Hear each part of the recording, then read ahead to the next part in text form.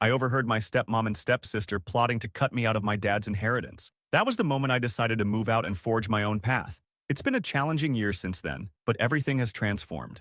I'm 23 years old and had lived with my dad, stepmom Diane, and stepsister Megan for the past 5 years. My mom passed away when I was 16, and my dad quickly remarried Diane, who tried to fill the maternal role.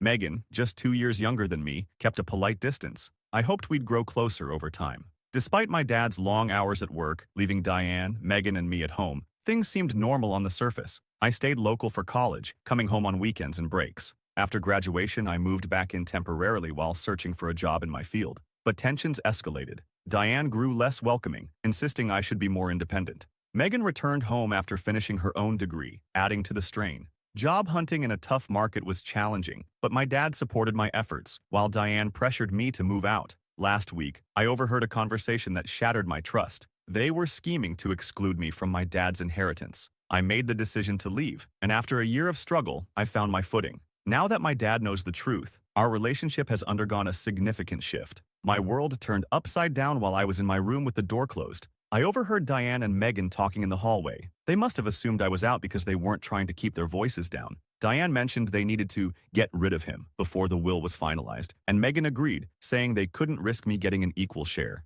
It didn't take a genius to figure out they were discussing me. Frozen in place, I listened as they outlined their plans. Diane suggested cutting off my access to the family car to hinder my job interviews, while Megan proposed accidentally breaking my laptop so I couldn't apply online. They callously discussed how much money they could enjoy without me around, planning luxurious trips and purchases. When they finally moved away from my door, I felt sick to my stomach. These were people I'd lived with for years, whom I'd considered family. Yet here they were, treating me like an obstacle to be removed. The next few days passed in a blur. Every interaction with Diane and Megan felt tainted as I caught them watching me with calculating looks that made my skin crawl. I debated telling my dad, but hesitated. He seemed happy with Diane, and I didn't want to shatter that illusion. Besides, I had no proof. It would be my word against theirs, and I wasn't sure whose side he'd take. Instead, I played it cool and started making plans. I reached out to friends, asking if anyone needed a roommate. I intensified my job search, applying to positions I'd previously overlooked. This version maintains the narrative flow while conveying the emotional turmoil and strategic planning of the narrator in response to the betrayal they witnessed. After realizing they were plotting against me, I knew staying in that house was beneath me. A week after hearing their conversation, I got my first break. A friend of a friend needed someone to sublet their apartment for 6 months while they studied abroad. The rent was steep, but with some dipping into savings, it was doable.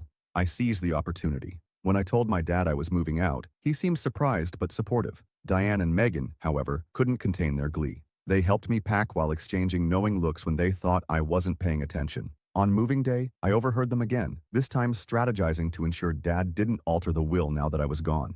It hit me then. Their goal wasn't just to evict me, but to erase me from the family altogether. I've been in my new place for a month now. It's small and not in the best area, but it's mine. I continue my job hunt and pick up gig work to make ends meet. It's not ideal, but it beats living with people who view me as an obstacle to their inheritance. Dad calls every few days, noticing my absence and expressing concern. I brush it off, citing job hunting and settling in. I can't bring myself to tell him the truth, not yet. Sometimes I think about hiring a lawyer to protect my inheritance, but honestly, the money doesn't matter to me. What hurts is realizing the family I trusted sees me as nothing more than a financial obstacle. Late at night, I wonder if my mom would be disappointed in me for not fighting harder. Then I remember her belief that family is about love, not blood or legal documents.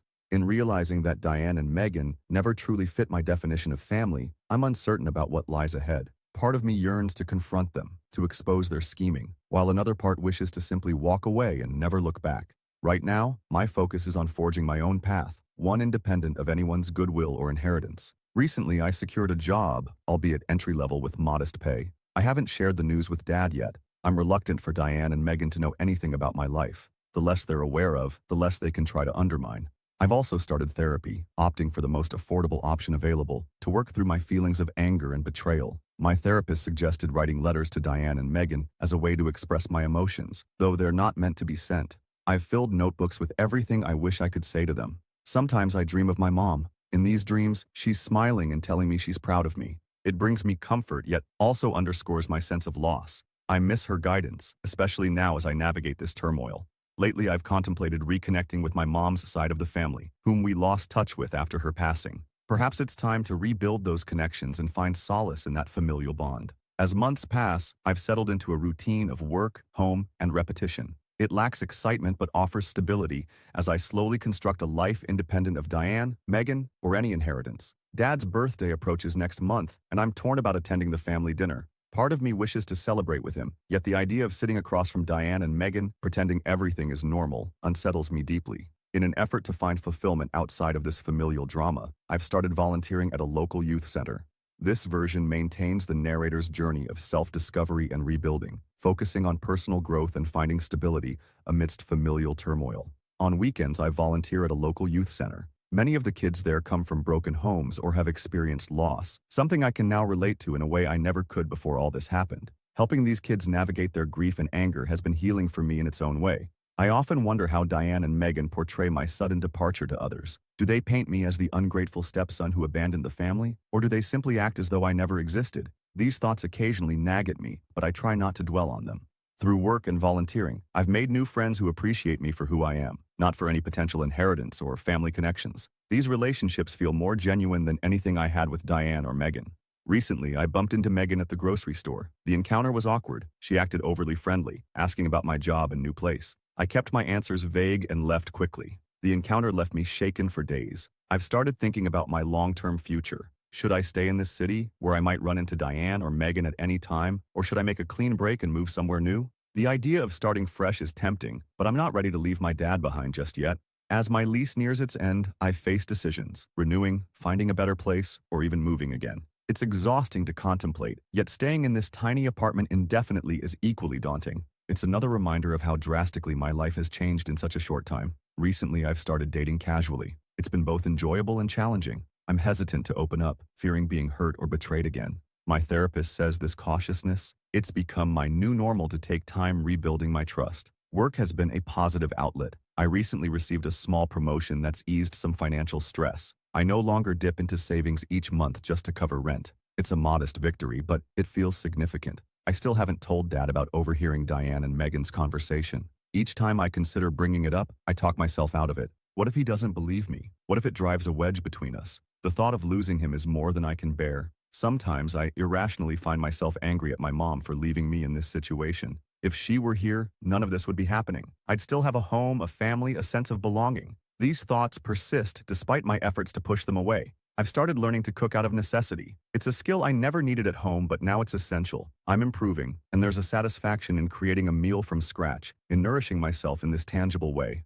As the holidays approach, new challenges arise. Should I go home for Christmas or find excuses to stay away? The idea of forced cheer and fake smiles around the dinner table churns my stomach, but spending the holidays alone isn't appealing either. Lately, sleep has been elusive. I lie awake replaying that overheard conversation, analyzing every interaction with Diane and Megan, wondering if I missed signs. It's exhausting. My mind won't quiet. I've considered confronting Diane and Megan directly, letting them know I heard everything, that I know their intentions. But what would it achieve? They'd likely deny or twist it, and it could worsen the situation. Helping. Confronting Diane and Megan could potentially create more problems than it solves, so I've held back. Some days are manageable. I go to work, come home, and try to live my life. But other days, the weight of everything that's transpired weighs me down. It's a struggle to get out of bed, to face a world where the people who were meant to be my family viewed me as nothing more than an obstacle. To cope, I've started keeping a journal, pouring out my thoughts and feelings each day onto paper. It offers some relief, a way to process everything. Perhaps one day I'll look back on these entries and see how far I've come. For now, they serve as a record of this tumultuous chapter in my life. Approaching the 6-month mark of living on my own prompts reflection. I've evolved since overhearing that conversation. I'm stronger in some ways, more fragile in others. I'm learning self-sufficiency, striving to build a life independent of anyone's goodwill or inheritance. The future remains uncertain. Will I ever confront Diane and Megan? Will I confide in Dad? Can I rebuild trust and form genuine relationships again? These questions linger, unanswered for now. I'm taking each day as it comes, focusing on forging a life that's entirely my own. It's far from easy and not the life I envisioned, but it's mine. And perhaps, just perhaps, that's enough. Update. It's been a year since I moved out of my dad's house after overhearing my stepmom and stepsister plotting against me. Much has changed, though not all for the better. I apologize for the delay in updating this post. Life has been chaotic, and finding the time and emotional energy to sit down and write has been challenging. Between work, therapy, and simply trying to stay afloat, updating Reddit hasn't been a priority. This version continues the narrative of personal growth and introspection while acknowledging the ongoing challenges and uncertainties the narrator faces. Firstly, I want to thank everyone who commented on my original post with advice, support, and kind words. Your messages meant more to me than I can express, especially during those tough first months on my own. I tried to read every comment, even if I couldn't respond to all of them. Your support has been a beacon of light in an otherwise dark time, and I'm grateful for this community. Now, on to the update. I'm still at the same job I landed shortly after moving out. The work is tolerable, but the pay barely covers my expenses. I've been actively searching for something better, but the job market is unforgiving. Each rejection email feels like a personal setback, a reminder of how challenging it is to stabilize my life. My relationship with Dad has become strained. I've been dodging family gatherings and finding excuses not to visit. He calls more frequently now, sensing something is amiss. I hate deceiving him, but I can't bring myself to disclose why I left. When I do see him, he looks worried and tired. I wonder if Diane and Megan are causing him stress or if it's solely concern for me. I attended Dad's birthday dinner a few months ago, despite my apprehensions. It was as uncomfortable as I had anticipated. Diane and Megan put on a facade of smiles and false cheer, inquiring about my job and apartment with feigned concern. I could sense the calculation behind their eyes, perhaps weighing if I'm struggling enough to relinquish any claim to inheritance. I made a swift exit, citing an early meeting the next day. The holidays were tough. I told Dad I couldn't make it home for Christmas, claiming work obligations. Truthfully, I spent the day alone in my apartment, eating microwave dinners and reflecting on how much has changed. This version maintains the narrative flow while detailing the ongoing challenges and strained relationships the narrator faces, reflecting their emotional journey and the difficulties of navigating family dynamics post-move. The holidays were tough. I spent Christmas alone in my apartment, eating a microwave dinner and watching old movies. It was a somber day, but still preferable to pretending with Diane and Megan that we were a happy family. Lately, I've been contemplating telling Dad the truth more and more, but each time I consider it, I talk myself out of it. What if he doesn't believe me? What if it drives a wedge between us? Or worse, what if he believes me but chooses to stay with Diane anyway? I'm not sure I could handle that kind of rejection. My therapy sessions have been a lifeline, though progress feels agonizingly slow. I'm grappling with deep-seated anger and betrayal, and my therapist reassures me that healing takes time.